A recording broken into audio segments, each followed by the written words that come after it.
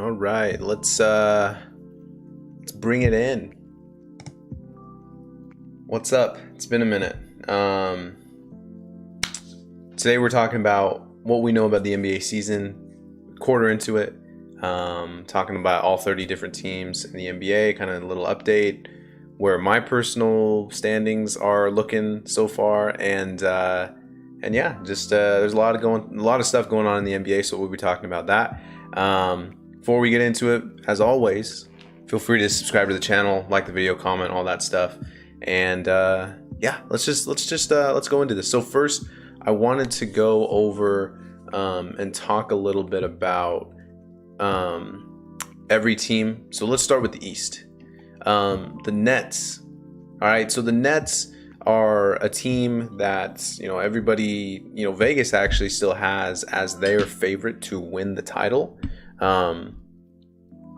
And they've been performing pretty solid. Obviously, there's the whole situation with Kyrie Irving, him not being vaccinated. And so that, caused a lot of stir along NBA media. And they kind of are just chilling right now, and they're doing good. Here's the interesting thing about the Nets.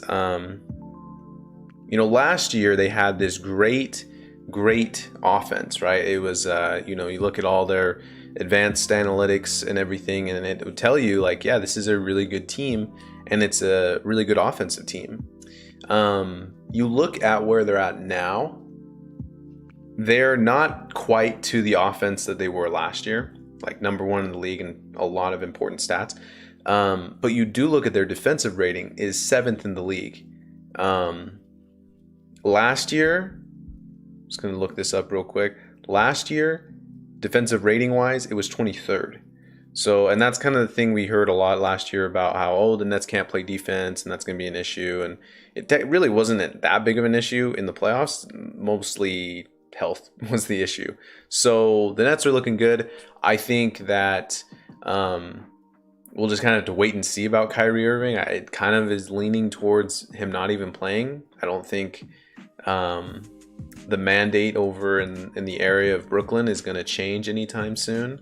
And so they might be without Kyrie this whole season, which could be a different issue once we get to the playoffs. But hey, they're still the number one seed. If you were to tell me that, again, quarter of the way into the season here, the Nets would be the number one seed, like, I wouldn't have believed it, especially the way they started off their season.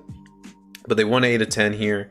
They're looking good. Durant's amazing. Harden, I think, has been a little up and down, shooting 42% from the field right now, which is, you got to imagine, ticks up a little bit. So anyway, that's the Nets. Nets are doing solid. I personally had them at my second spot in the East, which we'll get into.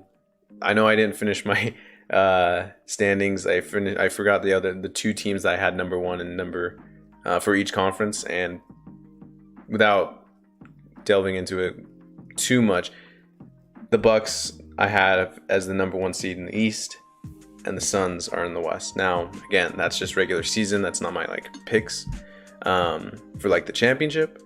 But let's just get on into this here. So Chicago, really quick. We're going to kind of blow through these really quick. Chicago's been kind of the surprise team in the NBA. A lot of people were wondering how their offense was going to work. And it really, to me, was like, I just didn't know how they were going to be on defense. Were they going to be this team that could lock in and be able to, be something good? And so far in this season, they've been really, really solid. And I think there's two players really, that have boosted that up. DeRozan's been great on offense. I don't know if that is sustainable just because he's an older player. I think at some point you got to let LaVine be kind of the best player and have the most usage on the team. But the two players that stand out to me are Lonzo Ball and Alex Caruso. These guys are the reason why this team is as good as they are on defense. Caruso is probably right now the defensive player of the year. You look how many steals he's getting a game. You look how, again, this Bulls team, which was, let's double check here, 11th in defensive rating last year, and they've bumped up now to 8th. I just think they're a different team. I think they're better. I think it was probably one of the biggest and most underrated pickups. And the same can be said about Lonzo Ball, who has done nothing but improve every year.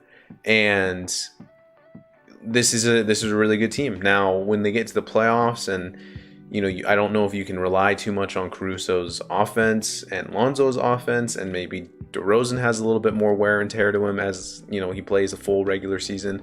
Vucevic is a little older. It's kind of just on LaVine. I know they have talent. I know they have a little bit of depth.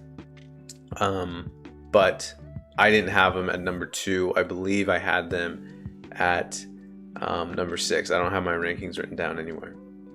Let's go to Washington. Washington, I had them, I believe, at the 6th or 7th spot. Or maybe it was lower than that. I don't know. I'm going to stop saying that. So the Wizards right now are 14-8, third team in the East. They've looked really good. And, Bradley Beal has not really hit his stride as far as like what we know he could be. There was the season before they had Russell Westbrook, so 2 seasons ago, where Beal was just going off. And again, he was like the only dude on the team. But this year, he hasn't really performed to that standard. But you got to imagine maybe it comes around and they turn into a little bit better of a team. Now, is the 3rd seed where I see them ending the season? Like, that would mean they would be getting to the conference semifinals. I don't think that's the case, but I do think this team is better than what people may want to give them credit for. Wes Unseld is the first-year head coach here in Washington, and he's killing it. You look at all the other first-year head coaches around the league; they're not doing so great. Chauncey Billups, I know Steven Silas is a second-year head coach, but I mean, he's a little crazy right now. Jason Kidd with the Mavericks is kind of okay, but look, Wes Unseld, as far as just being a first-year head coach, killing it. Willie Green on the Pelicans, they're like one of the worst teams in the NBA. Yeah, so anyway, Washington's doing really good. Keep your eye on them. I love their depth. And we'll just see where they go. Milwaukee. So Milwaukee kind of had a weird beginning to the season. They had injuries. There's Holiday. Drew Holiday hasn't really gotten off to a great start. They're still waiting on Dante DiVincenzo. Middleton missed some games. They're currently dealing with Brook Lopez having a back issue, and who knows how long he'll be out. He's probably going to miss a majority of the season. So you got to imagine that affects them a little bit. This team still has Giannis. This team is still, I believe, just kind of prepping for another playoff run. They're 8-2 in their last 10. Look, they're a good team. A little shaky start to start the season, but they'll be fine. Milwaukee is followed by Miami, who is 13-9. They are currently the 5th seed in the East. They have had really big injuries hit them. Obviously, Bam Adebayo is going to miss, I believe it was 6 to 8 weeks with an injury, and that could kind of hurt them. I think one thing about this Heat team that I worry about is just they're too, like, you couldn't lose Bam in the first place. Now they do for a long time. There's Butler and there's Lowry, who are older players, and Lowry's kind of fallen off a cliff a little bit. Butler I love, but again, like, what is a team that's given that is led by Jimmy Butler, an older Kyle Lowry, and hopefully not a banged up Bam Adebayo, but like, what is their ceiling? I don't know. And Tyler Hero's played really great for them this season so far, kind of being, I think he's probably the 6th man of the year right now. But anyway, the Heat, I think, you hope that they survive this time without Bam. I still think that as long as they're healthy, they can be a real good team. I wouldn't be surprised to see them in the Eastern Conference Finals. But right now, they might be going into a little bit of a not so great time for the next 2 months without Bam. 6-4 in their last 10. And we'll just see kind of what happens with Miami. You hope that they don't slide out of those top 5 teams, but they might now that Milwaukee's catching their stride. Maybe Atlanta gets better, and all that stuff. So let's keep moving. Cleveland Cavaliers, another surprising team that I had like is the third worst team in the East, after Detroit and Orlando. And they're killing it right now. One interesting thing is that they lost Colin Sexton a few weeks ago. What was it? A torn ACL, MCL, something like that. Oh no, an Achilles. Was it an Achilles? I don't even know. Bad injury. He's done for the season. But Darius Garland, Lauri Markkanen, and Jared Allen have played really, really well. We'll get to Evan Mobley in a minute, who was their first-round pick. Allen's played really solid. I think he's probably going to tick down a little bit.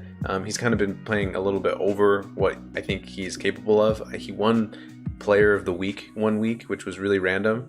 Garland is still just a third-year player who's just continuing to get better. And Lauri Markkanen has kind of just fit his role. This team plays Markkanen, Jared Allen, and Evan Mobley all together in their starting five. So it's a little interesting how they have like these 3 7-footers out there, but they're making it work. They're a good solid team. Now, you look at their points per game, which is 104, which is, I believe, automatically bottom 3 in the East. So you're kind of like, well, how are they winning games? Well, you know, they're playing actually pretty good defense. But I don't know if this team makes the playoffs. I'm kind of confused by how they've been doing it. They are the 4th rated defensive team in the league, which is really solid. Not so great on offense. But hey, we love to see it.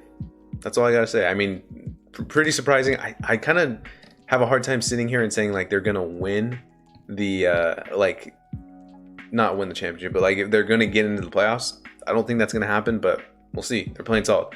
Atlanta's been really confusing. However, they have caught stride here in their last 10 games, 8-2.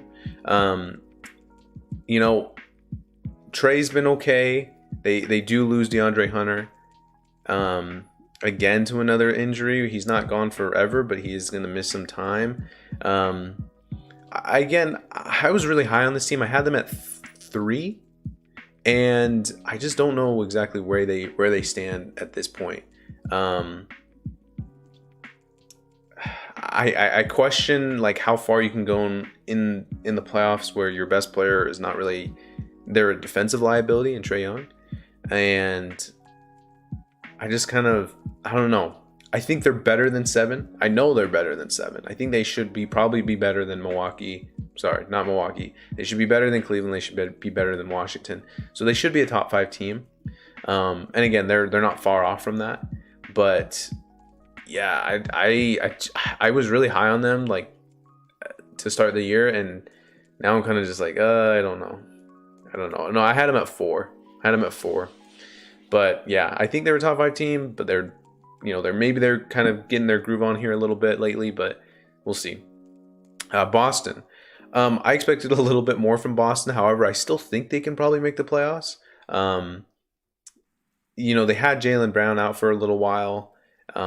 They had a weird start to the year. There was that whole Marcus Smart issue where he like called out Jaylen Brown and Tatum and said like they can't be like taking shots at the end and like end of games, and it's just like it was kind of a weird thing to say. They have like a players only meeting or whatever.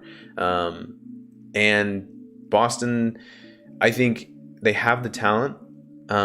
There's those weird rumors about like a Jaylen Brown trade. I don't think that's going to happen, but look, they're young, they play defense. I think Ime Udoka, first year head coach, has been solid. I don't think he's been like super great, but I think he's been solid. I think they should be better than what their record is, and we'll just see how the rest of the season goes. If they're going to win 55% of their games, I don't think that's good enough. And I think for a successful season in my eyes, I think you need to be winning about close to 50 games for the Celtics team. I just think that I think highly of them. I think highly of Tatum. I think highly of Jaylen Brown, and just what Boston can do. So we'll see how they go. They're currently 8. Behind them is Charlotte. Charlotte's been, an interesting team. I do also wonder with them, like their best player is obviously still very young in LaMelo Ball. They're currently the fourth best offensive team as far as offensive rating goes, but they're 27th in defensive rating. This kind of again comes to the whole theory of like, can you win at the highest of levels, like when the lights are the brightest or whatever you want to say? Can you win when your best player doesn't play defense or isn't that great of a defensive player? So, and like the rest of the team isn't really like defensive oriented. And I think the Warriors can get away with that because, you know, Steph's not the greatest defender. He'll play defense. He's okay. But I think the rest of the team is built to where they can play defense. And that creates a way that their best player doesn't necessarily need to be playing at a high level on that end of the floor. But anyway, so going back to Charlotte though, Miles Bridges came out and was just killing it at the beginning of the season. He's kind of regressed now a little bit to what he probably is. The Oubre signing hasn't been like the greatest thing. Like he'll go off for like 25 one game and then he'll get like 3 the next game. Everyone was freaking out about their NBA draft and how they picked James Bouknight and Kai Jones. They don't even play. Like I kind of just, I don't know about the Charlotte team. I had them in the playoffs, I believe, but this is about where I had them. But yeah, again, if you can put up all the points you want, but if you're not playing defense and locking down, and I don't know if they have the personnel to lock down at all, you're probably like a 500 team, and that's where I think they're at. And I think that's where their win total from Vegas was at too. What about the Knicks? The Knicks were killing it to start the year. They're currently the 10th seed, 4-6 in their last 10. They have now fully benched Kemba Walker, which is wild. Walker obviously was part of the Celtics, gets traded to the Thunder, then gets bought out, signs with the Knicks. Kind of a little homecoming thing for Kemba on a 2-year deal for the Knicks. But now he is completely done out of the rotation. He's cooked, in all honesty. He's done. Kemba's done. And I think he's been done for a minute. You know, you have kind of a smaller player that kind of just breaks down the miles you had to like imagine like that are on his that he's kind of had throughout his career playing in Charlotte, being an all-star. He's never been overly athletic, so I think, you know, body breaks down a little bit faster than others. They're okay. They went out and spent money to go bring in Kemba, to go bring in Fournier, but I just don't really know where they're at. Middle of the league in both offensive and defensive rating. I don't, again, like Julius Randle's good, but is he like win you a playoff series good? I don't think so. And then who's their next best player after that? Like Barrett? Like, you love to see Derrick Rose and you see the you know, the maturity, I guess you can say, of Emmanuel Quickley becoming a better player. But like, are they a team that can win in the playoffs? I don't know. And I don't, the Fournier signing is kind of not looking so great right now. Obviously the Kemba Walker signing isn't looking so great right now. So you worry about the Knicks a little bit. Do I think they'll miss the playoffs? I don't think they will, but they're not going to be a top 4 or 5 team like they were last year. I just don't think they can make that up, especially with better and a lot more talented teams ahead of them. All right, we're going to go to Philadelphia. We'll talk at length about them, and then we're kind of going to speed through the others. Philadelphia started off really good. They lost Embiid to COVID for a while. They're 3-7 in their last 10. This team, I don't think they'll say. I mean, obviously they won't say, but I think they miss Ben Simmons to a degree. It's hard to kind of tell how good they are because, you know, there was times in games where they missed Tobias Harris, Joel Embiid, obviously Ben Simmons. So like the 3 best players are gone in some games. So it's kind of hard to like go off of what the numbers say. I think they'll be fine. I think they'll make the playoffs, but that whole Ben Simmons situation is just, you know, what, I don't know. He might not play this year. So And I don't know if a trade happens, in all honesty. So Philadelphia, they're better than their 500 record, but man, I don't know kind of what to make of them. I have them. I think I had them at 5 to start to end the year, but I don't know. Do they make up enough ground to get back to there? I think they can, but we'll see. Toronto, really quick. They've been good. Scotty Barnes has probably second in the Rookie of the Year running, which I didn't really talk about. Evan Mobley's Rookie of the Year, but like he's killing it. I think Mobley's your Rookie of the Year right now, followed by Barnes. But Toronto's been good. They didn't have Siakam to start for like the first month of the year. They've had some. I don't know. They're just kind of an okay team. I think they can get good teams on a bad night. But for the most part, I still think that they're just like not a playoff team, and that they have a lot of improving to do with such a relatively young team with Precious Achiuwa, Scotty Barnes. They have some young pieces that they bring off the bench that they want to develop. But we'll see. We'll see. And you want to also see if like they'll ever sell a player, right? Like they could sell Siakam. They could maybe sell Van Vliet. Maybe. I don't know. Keep your eye on them. Indiana's a really good team. I think they're the best worst team in the league. They're 9-15, currently sitting outside of the top 10 in the East. I think we will get some kind of streak from them. I think a team that's led by Rick Carlisle and that is as good, have as good of coaches as Rick Carlisle and have as solid talent as they do. I just think that they'll be better. A little thing that's kind of weird with them, Sabonis hasn't been as good as he was last year.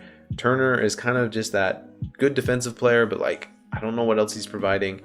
Brogdon's good, but I think if Brogdon's your best player, like I don't think you're a playoff team. I had them in the playoffs, but we'll see where they go. I do think they'll bounce back. I think that they won't be this bottom 3 team in the East that they are now, but we'll see. And then the Orlando Magic are really bad. Look, they have a lot of injuries. They obviously have gone full rebuild. There's nothing really to say about them. They're bad. They're not a good team, and they're rebuilding. And that's it. Detroit. I wonder when they sell Jeremy Grant. To be honest, I think that Grant is probably worth something out in the open market, on the trade market. And is there a way that they can get rid of him and let this team be led by like Kate Cunningham? Because I think there is a weird fit between Grant and Cunningham being on the floor at the same time. So we'll see there. But Detroit probably going to end up with close to the number 1 pick again this year. Let's move to the Western Conference. We'll fly through these because we've already been going here for like, 20 minutes? Oh my gosh. Phoenix, they're killing it. They've won 18 straight. I have them as my number 1 team. And look, the continuity, I think that's a big thing. I think everybody knows their roles. I think the bench got better with adding Landry Shamet and adding JaVale McGee. I think this team is just, look, one year older and wiser, right? So I think this team will, with continuity being there, I think they'll just continue to roll. I think they'll probably stick with that number 1 seed, but they're looking really solid right now. The Golden State Warriors, kind of the NBA darling this year, and caught a lot of people by surprise. It's kind of crazy how they're winning games because, you have Steph at Golden State, right? Like Steph is, in my eyes, the MVP of the season right now. And you have Steph and he's killing it and everything. They are locking down on defense and they are being efficient on offense. They're probably one of the more fun watches in the NBA. They move the ball. Everybody seems to be on the same page offensively and defensively. So whenever you watch them, like they know where the ball's going and they know on defense like where to move around to. And it's just, I think it's good coaching by Kerr. I used to flame on Steve Kerr a little bit, but this team is top 3 in both offensive and defensive rating, and that tells us, statistic-wise, that this team is a team that could be a title contender. I always like looking at effective field goal percentage, offensive and defensive. They're number 1 in the league in effective field goal percentage. They're number 2 in defensive effective field goal percentage. So again, that also tells us like, hey, this is a really good team. And yeah, watch out for the Warriors. I don't, everyone, the whole narrative with the Warriors lately is like, oh, gotta watch out when Klay comes back. Look, I think Klay will be okay. I think he'll be solid. I think he'll rest back-to-backs, miss some games every now and then. So I don't know like how big of a factor he is, but I do think that he adds another element which will obviously help them. I think they can rally with him coming back and all these different things. But I don't know if his impact will be as much as what we're making it out to be. Utah Jazz at 14-7. They are now chasing the Warriors and the Suns kind of for those first 2 seeds in the West. I don't know if they'll catch up. We'll see. But Utah has been a weird year for them. They've looked good in games, but other games they look really not great. It seems to me that it seems like on defense, teams know how to attack them on that end of the floor. So they're trying to move Rudy Gobert all over the court to make it so his impact is limited. He's still killing it, like defensive numbers wise. But yeah, I just wonder, when you have a full season of being really good, like they were last year, again, the number 1 overall seed in the NBA last year. When you have a season like that, you got to believe that every team, all other 29 teams, are going to try to see what you're doing, try to, 1, duplicate it, but 2, also figure out how to beat it.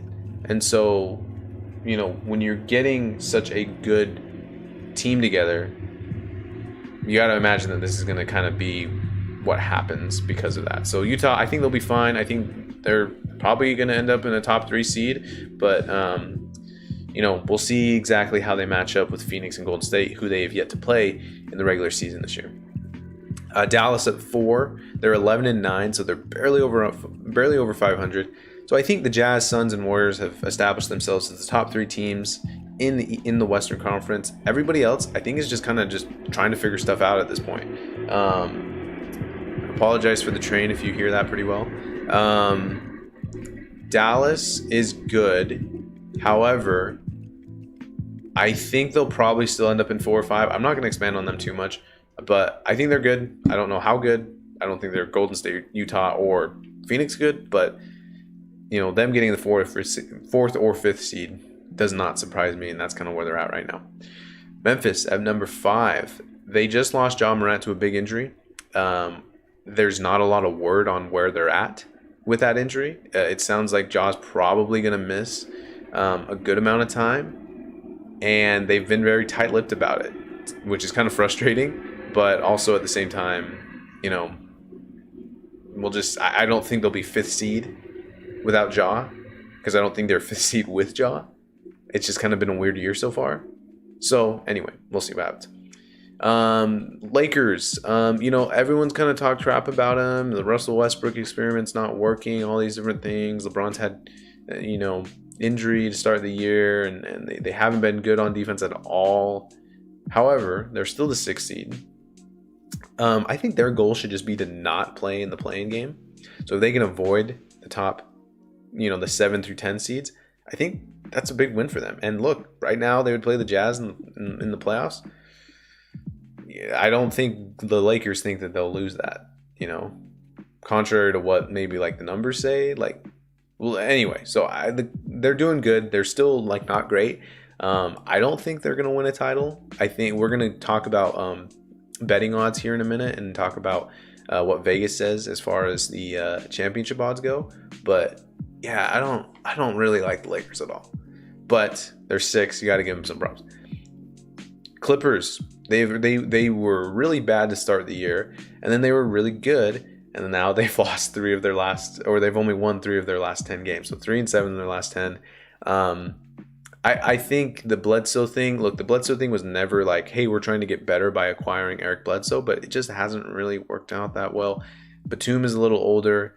I think Paul George has been having a really good season. I think he'll be an all-star, but it just can't just be Paul George. And I think when your team's the best player on your team is Paul George in the West, you're probably anywhere from 7 to 9 in the rankings, or in the standings, I should say.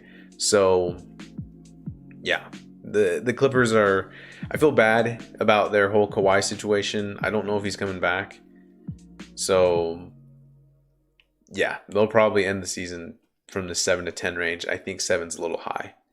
They just have not been the team that they have been, and Reggie Jackson has regressed to what he kind of was in Detroit. He had an amazing playoff run for the team, but that's just not. I don't think that was sustainable for a whole season, and that's where they're at right now. So, Minnesota's been good. I think they have a real good shot of making the playoffs. We'll talk about why in a minute, but when we talk about Denver, Minnesota's looked solid. They're killing on offense. They're still a team that I believe gets a lot of steals, so they create turnovers. Anthony Edwards is absolutely insane. They are 20th in offensive rating, 9th in defensive rating. And yeah, every time you turn on YouTube or Instagram, whatever you're on, and you just see these Anthony Edwards highlights, they're crazy. They're crazy. I think they're a playoff team, and yeah, that's kind of what they are right now. Not home court advantage, but a playoff team. Let's go to Portland. Portland is currently 11-12. I caught a little bit of their game against San Antonio last night. They looked absolutely just not great, and here's why. They didn't have Damian Lillard. He's going to miss the next 10 days, or roughly 10 days, maybe a week now, with his abdominal strain issue that he's been dealing with. This is a real big thing. It wasn't really reported going into the season, but Damian Lillard had an injury that he sustained during the Olympic run with Team USA. That's why he didn't look great, playing in the Olympics. So he had an injury. He's had this abdomen issue, I guess, for his whole career, and now it's getting worse.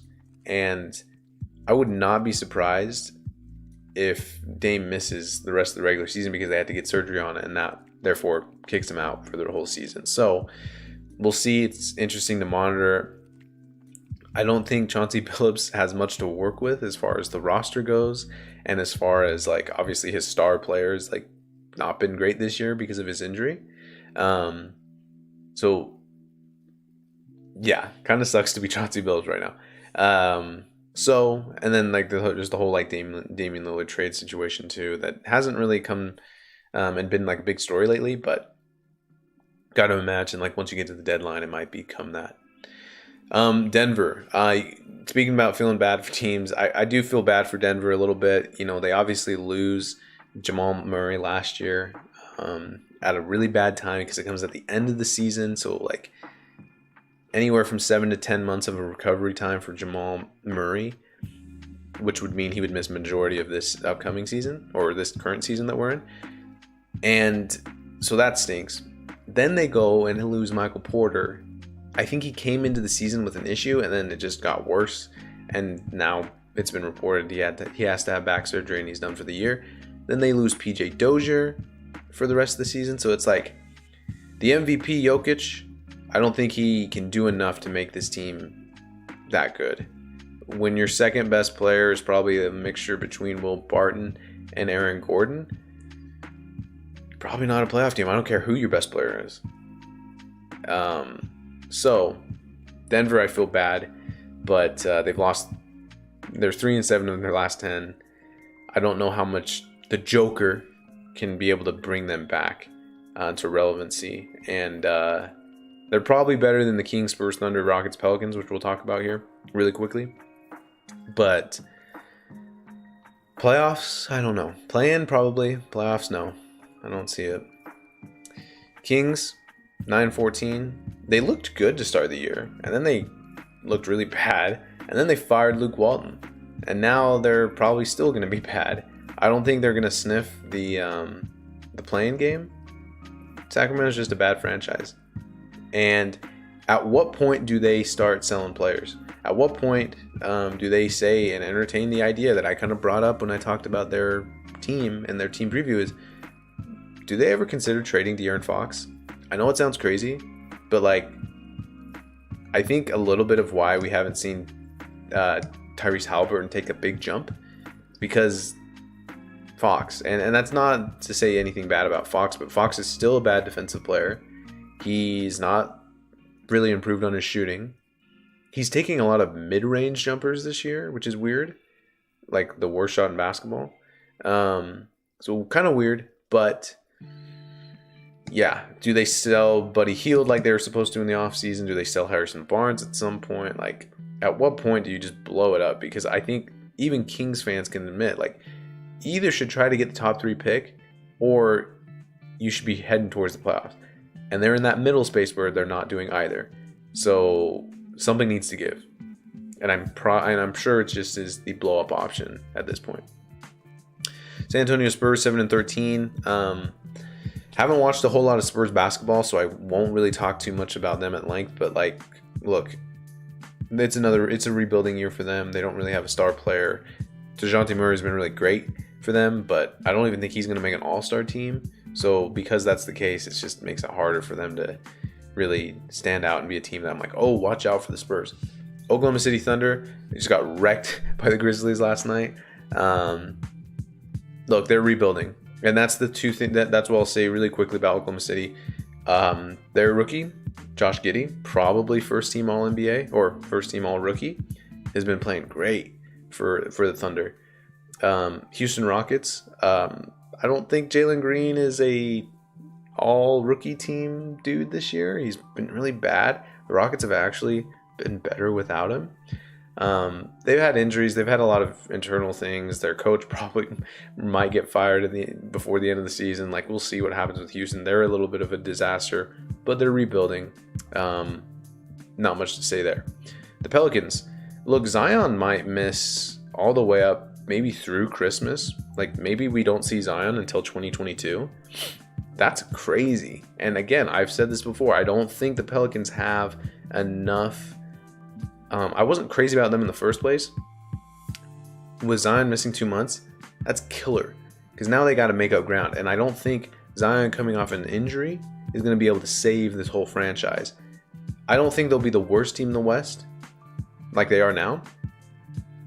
Because they'll get Zion for the rest of the year, whenever he comes back. But I'll tell you what, they're not making the playoffs. They're currently 3.5 to 4.